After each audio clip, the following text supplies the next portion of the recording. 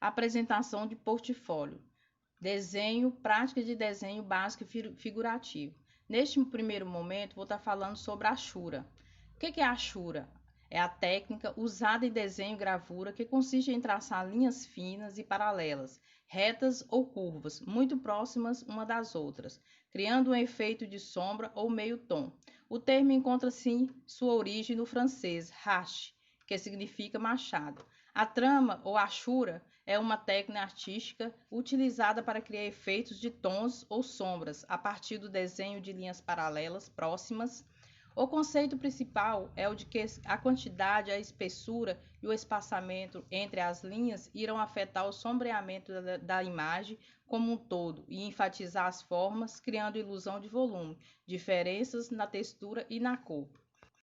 Para quem não sabe, a ashura é uma técnica artística com a combinação de linhas. Podemos reproduzi-las muitas tonalidades, seja variando o espaçamento entre elas, mudando a espessura dos traços ou ainda com a sobreposição das mesmas em diferentes sentidos.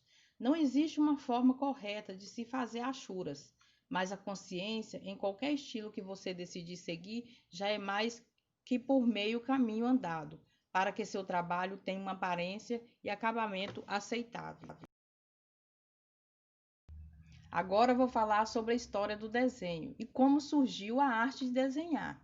A história do desenho, ela começou há milhares de anos na pré-história, nas cavernas, estão gravados até hoje por meio de desenhos.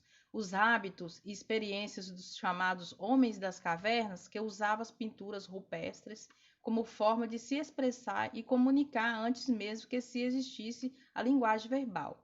Ao longo dos séculos e o desenvolvimento das artes e das ciências, o desenho passou a ser utilizado cada vez mais de forma diferente e para fins variados.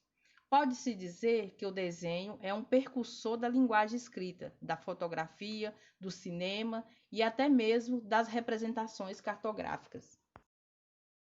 A arte de desenhar acompanhou o homem durante todo o seu desenvolvimento, fazendo parte de sua história, ilustrando templos sagrados e tumbas, relatando a vida cotidiana e até mesmo a vida após a morte, como vemos os desenhos egípcios, representando os deuses mitológicos gregos e romanos, ou ainda conduzindo navegantes por mares desconhecidos como, durante os séculos XV e XVI e nos séculos posteriores.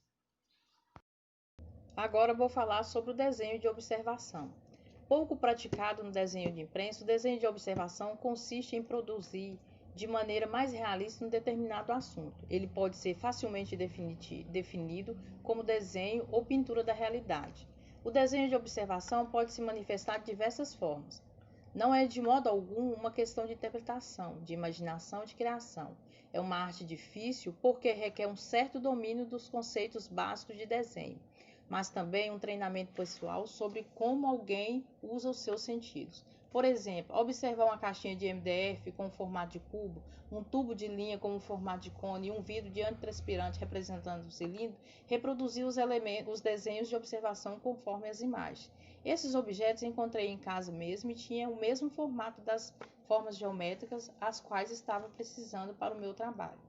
Geralmente, o exercício de desenho de observação é muito importante para o seu aperfeiçoamento como desenhista ou artista plástico. A partir de seus desenhos, você poderá comunicar ideias e demonstrar sua forma de interpretar o mundo.